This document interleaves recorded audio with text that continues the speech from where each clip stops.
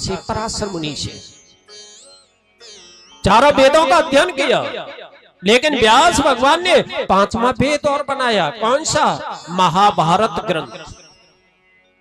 और आपने देखा होगा महाभारत, हमारी रामायण, हमारी भागवत जैसी 18 पुस्तक हैं। इतना विशाल ग्रंथ बनाया व्यास जी ने, लेकिन फिर भी देखा जाए तो उनके मन में शांति नहीं है। अपने आश्रम में बैठे बैठे आज आंखों में आंसू आ गए और एक ही बात सोच रहे हैं, मैंने इतने बड़े वेद की रचना की, लेकिन मैं देख रहा हूं मेरा देश दुखी है, किसी को शांति नहीं मिल रही है। भगवान ने प्रेरणा दे दिया नारद जी के लिए। नारद जी से कहा, जाओ व्यास जी को ज्ञान दो। नारद जी बीड़ा बजाते बजाते आ गए, लेकिन नारद जी को देख करके व्यास जी ने बहुत बड़ा स्वागत किया, सम्मान किया। नारद जी ने कहा, क्यों? अरे तुमने तो बहुत बड़े वेद की रचना की है ना, महाभारत जैसा ग्रंथ, लेकिन फिर भी आप दुखी बैठे हो, तुम्हारे चेहरे पर उदासी है। व्यास जी की आंखों में आंसू आ गए। व्यास जी ने कहा, इसीलिए तो बैठ करके रो रहा हूं मैं, क्योंकि मैंने इतना बड़ा ग्रंथ बनाया, लेकिन उसके बाद भी मैं देख रहा हूं इन ग्रंथों पर चलने वाला कोई पैदा नहीं है। अनेक दुष्टों ने अत्याचार करना प्रारंभ कर दिया है, तीर्थों पर दुष्टों का अधिकार हो गया है, सब सोने में, खाने में, पीने में, ऐश आराम में लगे हुए हैं। आज कोई भी धर्म पर नहीं चलना चाहता है, इसलिए मैं बैठ करके रो रहा हूं। लेकिन नारद जी ने कहा, एक बात सुनिए, आपने वेदों की रचना की, लेकिन क्या तुमने भागवत की रचना की है? क्या भागवत की रचना की? क्या भगवान कृष्ण के चरित्रों का गायन तुमने किया? व्यास जी ने कहा, वो मैंने नहीं किया, इसलिए शांति नहीं मिल रही है। अगर भागवत की रचना करोगे तो तुम्हें शांति मिल जाएगी।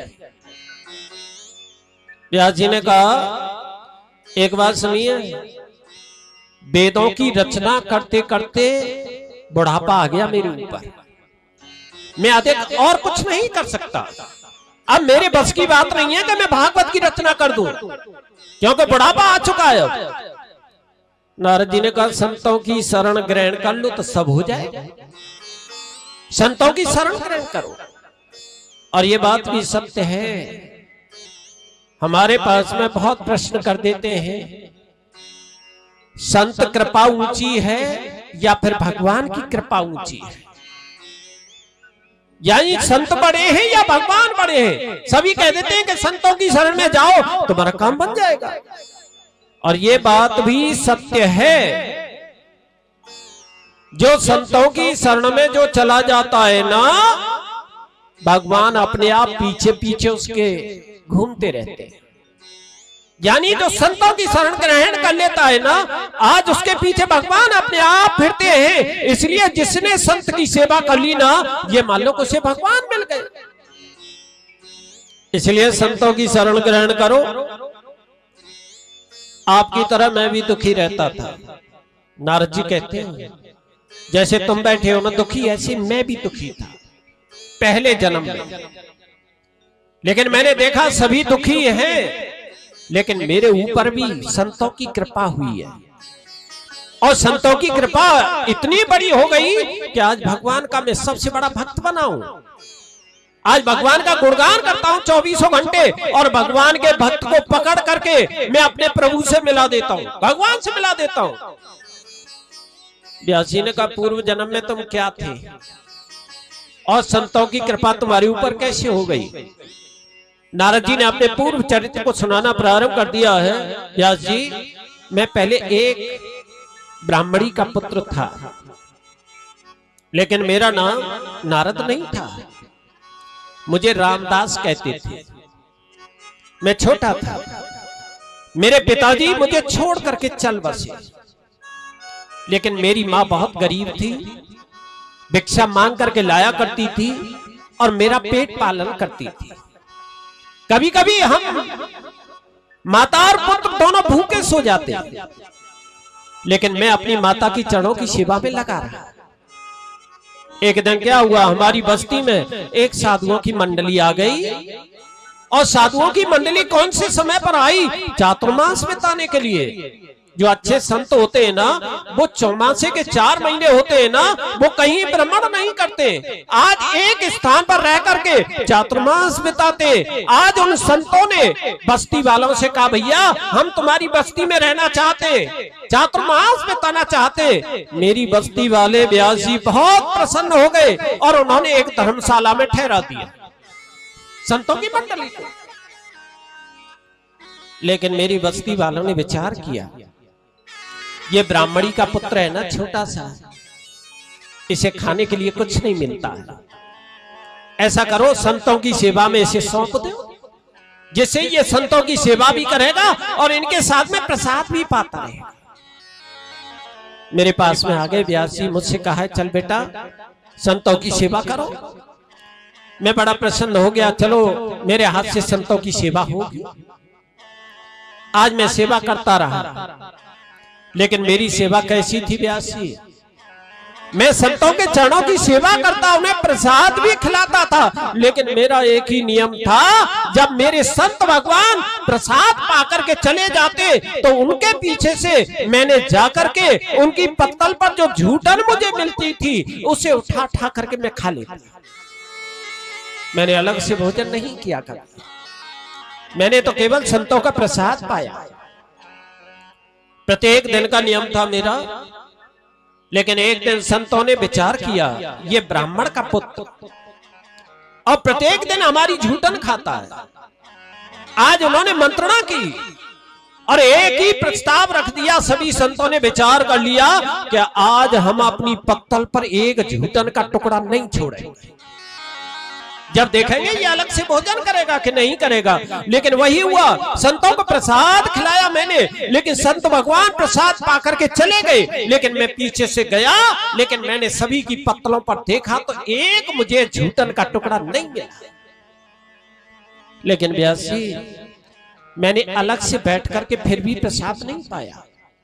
मैं उस दिन भूखा ही सो गया। जब भूखा सो गया तो मैं बालक था ना, अब भूख सताने लगी मुझे। रात्रि में इतना तड़पने लगा कि कभी मैं लेट जाता, कभी बैठ जाता। लेकिन भूख इतना सताने लगी कि आज मैंने रोना प्रारंभ कर दिया। भूख के कारण मेरी हिलकी बंद गई। लेकिन मेरे गुरुदेव थे ना, जो संतों के महंत थे, उनके नेत्र खुले। लेकिन नेत्र खोल करके देखा है तो आज मेरी तरफ देख करके एक ही बात कही है, ये छोटा सा बालक हमारी सेवा करने वाला, और हम खा पी करके मस्त सो रहे हैं, लेकिन ये बैठ कर रो क्यों रहा है।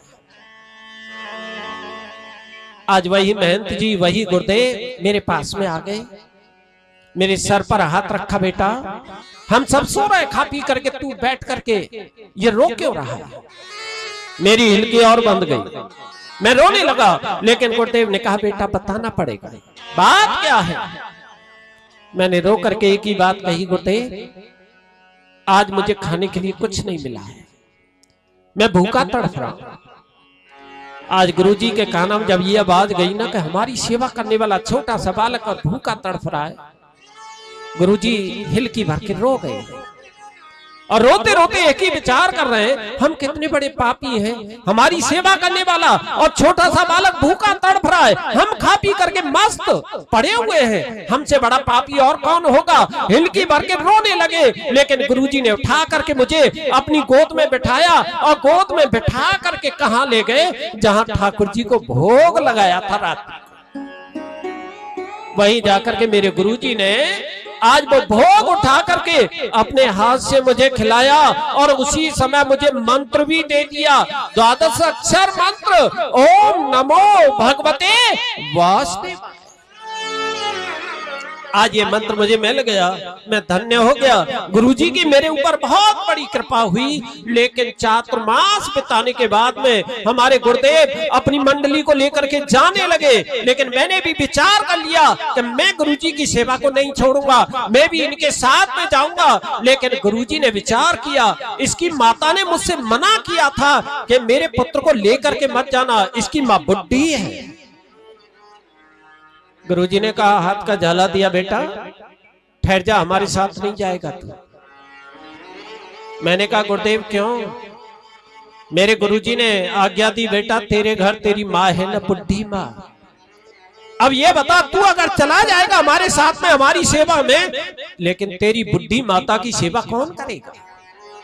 और एक ही बात सुन ले, जो अपने बुढ़े माता पिता के चरणों की सेवा नहीं करता है वो पुत्र तो नरक का अधिकारी होता है, उसका कभी उद्धार नहीं होता है। तू हमारे चरणों में लेटता रहे लेकिन तेरा उद्धार नहीं होगा। तेरा उद्धार जब होगा कि जब तेरी बुद्धि माँ है, जाकर के उसके चरणों की सेवा कर। मैंने गुरुजी से कहा, गुरुदेव ये क्या सिखा रहे हो मुझे? आपने सत्संग में मुझे ये बताया था कि संसार में न कोई किसी की माँ है न कोई किसी का पुत्र है, फिर मुझे इस माया में क्यों फंसा रहे हो? गुरुजी ने विचार किया, ये तो गड़बड़ हो गया भाई। मैंने तो सत्संग में ये बताया था इसे कि संसार बिल्कुल असत्य है, न कोई किसी का पिता है न कोई किसी की माँ है। लेकिन गुरुजी बहुत चालाक थे। गुरुजी ने कहा, एक बात सुन, मैंने सत्संग में ये तो बताया था कि यानी संसार मिथ्या है, न कोई किसी की माँ न कोई किसी का पिता। लेकिन मैंने सत्संग में एक बात और बताई थी बेटा, कौन सी? ये तीन देवता हमारे प्रत्यक्ष होते हैं, मातृ देवो भव, पितृ देवो भव, अतिथि देवो भव। इसलिए बेटा सबसे पहला भगवान है तो हमारी माँ है, और तू माता की सेवा नहीं करेगा तो तुझे नरक भोगना पड़ेगा। और ये बात भी सत्य है।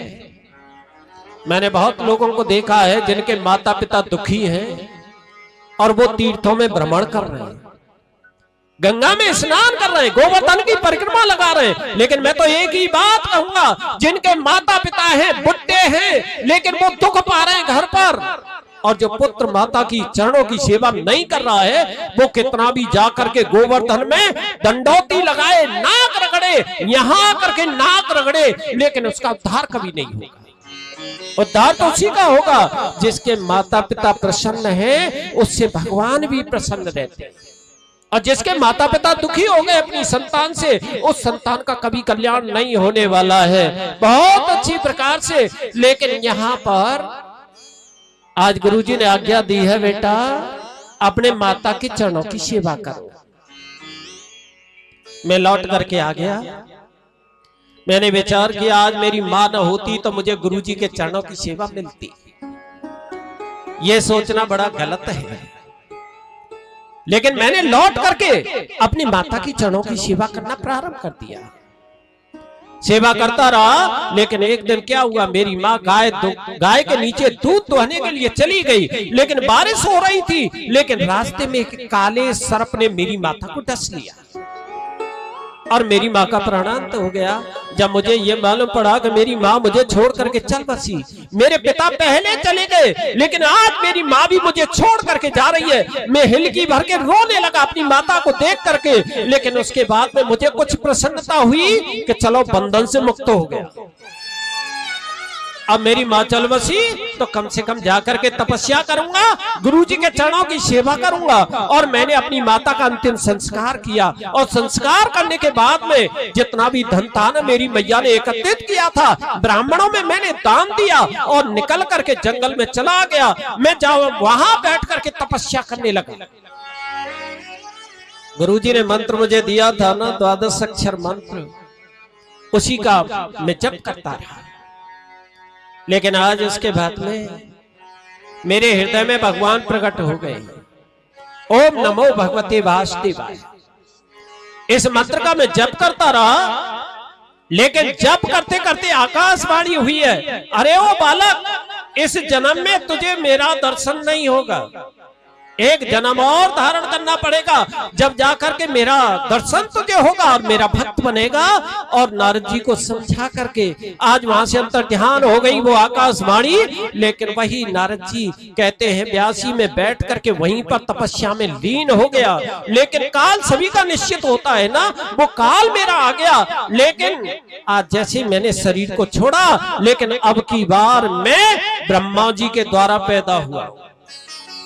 और मेरा नाम नारद है। और नारद किसे कहते हैं? नारम ज्ञानम ददाति यस्य स नारद, जिसका ज्ञान कभी नष्ट नहीं होता है उसी का नाम नारद है। आज मैं भगवान का सबसे परम भक्त बना हुआ हूँ और भगवान के भक्तों को पकड़ करके भगवान से मिला देता हूँ। इसलिए व्यास जी, किसकी कृपा हुई मेरे ऊपर? एक संत की।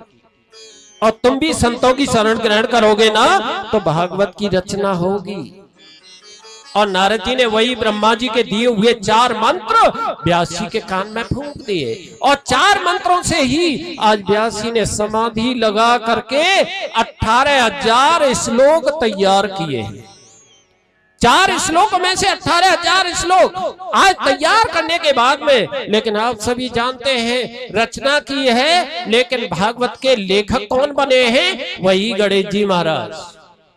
गणेश जी महाराज ने आज लिखा है इस भागवत को और व्यास जी महाराज ने 18,000 श्लोकों में इसकी रचना की है। लेकिन वही आज कहते हैं व्यास जी महाराज से, नारद जी ने कहा व्यास जी आज वही भागवत आगे जाकर के परीक्षित का कल्याण करेगी। और सूजी महाराज यहाँ ऋषियों को बता रहे हैं, ऋषियों वही भागवत की रचना जब हो गई तो उसका प्रचार सुखदेव जी ने किया जो व्यासी के पुत्र थे। और आज प्रचार ऐसा किया है कि जो राजा परीक्षित था, चक्रवर्ती सम्राट, उसे श्राप लगा हुआ था और आज उसी का उद्धार करने के लिए सुखदेव जी पधारे और इसी ज्ञान यज्ञ का आयोजन किया और राजा परीक्षित को मुक्त किया है। बोलिए गोविंद भगवान की जय। हो काना ये जीवन हमारा आपके चरणों में है। काना ये जीवन हमारा आपके चरणों में है। काना ये जीवन हमारा आपके चरणों में है। हमारा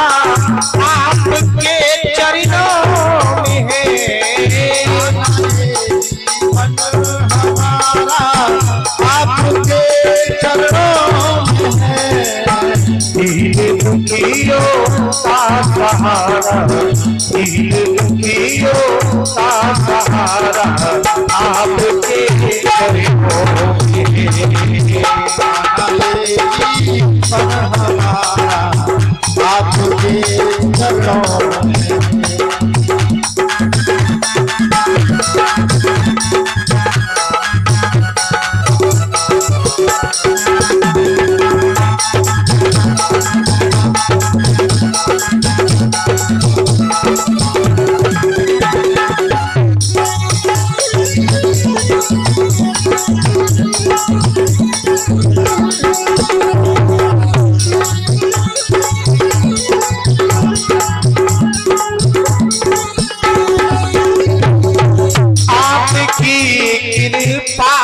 मिलती इज्जत की दौलतियाँ।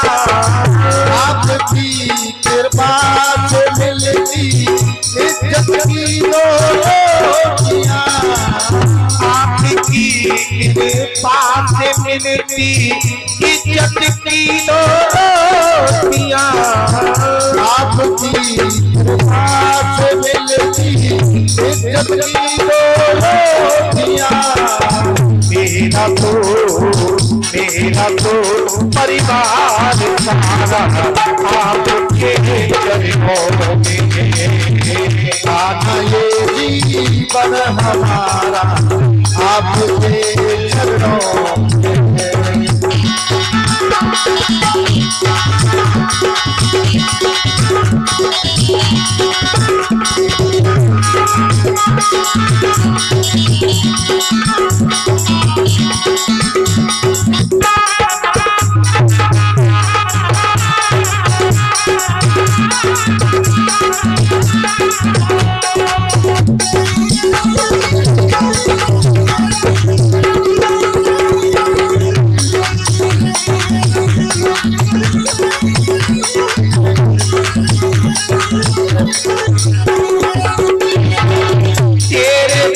को छोड़ कर मैं और कहाँ अब जाऊंगा।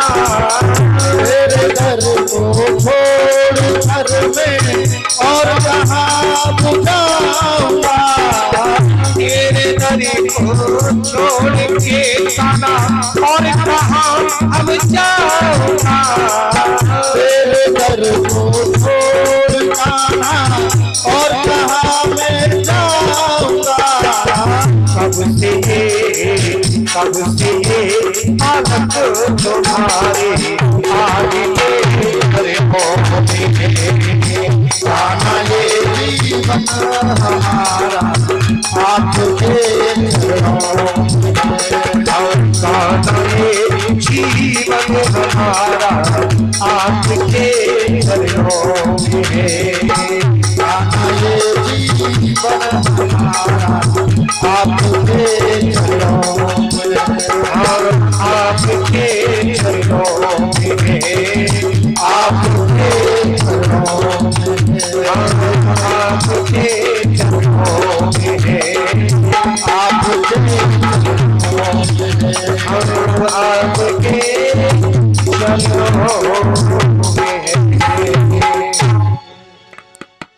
बोलिए गोविंद भगवान की जय। देखिए जयकारे में कंजूसी हो रही है। फिर जोर से जयकारा लगाइए, दोनों हाथ ऊपर करके लगाइए। बोलिए वृंदावन बिहारी लाल की जय हो। जय जय श्री राधे। आज यहाँ पर जब ये बताया सूत जी ने परीक्षित का कल्याण किया इस भागवत की कथा से, तो यहां ऋषियों ने प्रश्न कर दिया है। ये देख रहे हैं, बंद करो। ये परीक्षित कौन था? ऋषियों ने प्रश्न किया सूत जी के सामने, ये परीक्षित कौन था और इसे फिर कथा की जरूरत क्यों पड़ी? क्या बात थी?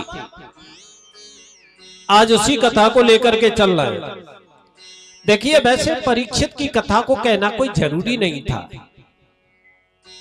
लेकिन ये परीक्षित की कथा क्यों सुनाई व्यास जी ने, क्यों लिखा इसमें? क्योंकि इस कथा से भगवान कृष्ण की कथा का उदय होता है। इसमें भी भगवान कृष्ण की कथा आती है, और जिस भक्त की कथा कहने में भगवान की कथा आ जाए तो वो भागवत से कम नहीं है। इसलिए आज ये परीक्षित के जन्म की कथा सुना रहे हैं। ये परीक्षित का जन्म किस वंश में हुआ? ये पांडव वंश में हुआ। लेकिन कहां से प्रारंभ किया है? जिस समय पांडवों का और कौरवों का युद्ध चरम सीमा पर पहुंच गया। चरम सीमा का मतलब क्या है? यहां सत्य की विजय हुई है, पांडवों की विजय हुई है, लेकिन पूरे सैनिक मार दिए, कौरवी सेना मार दी, लेकिन एक दुर्योधन दुष्ट अभी बचा हुआ। भगवान कृष्ण ने पांचों भाइयों को बुला लिया। भगवान ने कहा एक बात सुनिए पांडवों, जिस दुष्ट के पीछे युद्ध हुआ, क्या वो दुष्ट दुर्योधन मर गया? पांडवों की आंखों में आंसू आ गए। पांडवों ने कहा भगवान मारे तो तब जब हमें वो मिल जाए, क्योंकि दुर्योधन भी समझ गया भीष्म जैसा योद्धा नहीं बचा, द्रोणाचार्य जैसा योद्धा नहीं बचा। लेकिन भगवान ने डांट करके कहा है पांडवों, अगर मुझे प्रसन्न देखना चाहते हो तो मेरी आंखों के सामने ला करके उस दुष्ट का वध करो, उसे मारो। युधिष्ठिर ने कहा हाथ जोड़ करके भगवान मिल जाए तब ना, हमें मिल नहीं रहा है। लेकिन उसी समय दुर्योधन जिस तालाब में छुपा बैठा था ना, वहीं एक मछुआरे ने देख लिया। मछुआरे ने आकर के पांडवों को बता दिया। युधिष्ठिर से कहा महाराज मुझे मालूम है इस जल के अंदर छुपा बैठा है, लेकिन बता मत देना, मुझे जिंदा नहीं छोड़ेगा। युधिष्ठिर एकदम से प्रसन्न हो गए। युधिष्ठिर ने कहा अब तो उसे मार लेंगे हम। पांचों भाई और भगवान कृष्ण को लेकर के आज उसी तालाब के किनारे पहुंच गए। लेकिन दुर्योधन का सबसे बड़ा दुश्मन था भीम। और भीम का सबसे बड़ा दुश्मन था दुर्योधन। भीमसेन ने अपनी जंगा पर हाथ मारा है। अरे ओ दुष्ट, अरे ओ कायर, आज तेरी मृत्यु तेरे सामने खड़ी हुई है, निकल करके आज तुझे जिंदा नहीं छोड़। लेकिन जब गाली दे रहा है ना भीमसेन, तो कहते हैं ना बराबर का जब पहलवान होता है तो सहन नहीं होता है, क्योंकि दुर्योधन भी कम बलशाली नहीं था। 10,000 हाथियों का बल भीमसेन में था और 10,000 हाथियों का बल ही दुर्योधन में था। अब आप समझ रहे होंगे कि फिर 10,000 हाथियों का बल कहां से आ गया, किसने दिया? देखिए ये 3 योद्धा बराबर के थे, एक जरासंध, एक दुर्योधन और एक भीमसेन। तीनों में ही 10,000 हाथियों का बल है, लेकिन ये बल कहां से मिला? ये छोटे थे भीमसेन, दुर्योधन, जरासंध। एक दिन इन्होंने विचार किया, सभी तपस्या करते हैं, हम भी जाके तपस्या करें। और भीमसेन जी, दुर्योधन और जरासंध एक वन में जाकर के, जंगल में जाकर के भोले बाबा की तपस्या करने लगे। अब भोले बाबा की जब तपस्या हो रही है तो कई दिन हो गए भोले बाबा नहीं आए, लेकिन भीमसेन को भूख अधिक लगती। भीमसेन जी ने विचार किया, मेरे बस की बात नहीं है तपस्या करना, मुझे तो भूख लग रही है। इसलिए भीमसेन ने कहा, भैया तुम तपस्या करो, मैं तो जाऊंगा और जलपान करने के बाद में, भोजन करने के बाद मैं दोबारा तपस्या करूंगा। लेकिन उठ करके आया भीमसेन, लेकिन हुआ क्या, उसी बीच में भोले बाबा वरदान देने के लिए आ गए। अब वहां भीमसेन तो नहीं था, लेकिन दोनों बैठे थे, जरासंध और दुर्योधन। भोले बाबा ने कहा, मांग लो, क्या चाहते हो? दोनों ने कहा, हमें वीर योद्धा बना दो। भोले बाबा एकदम से प्रसन्न हो गए और भोले बाबा ने कहा, 10,000 हाथियों का बल तुम दोनों को दे दिया मैंने। बड़े प्रसन्न हुए, क्योंकि दुश्मन था ना भीमसेन।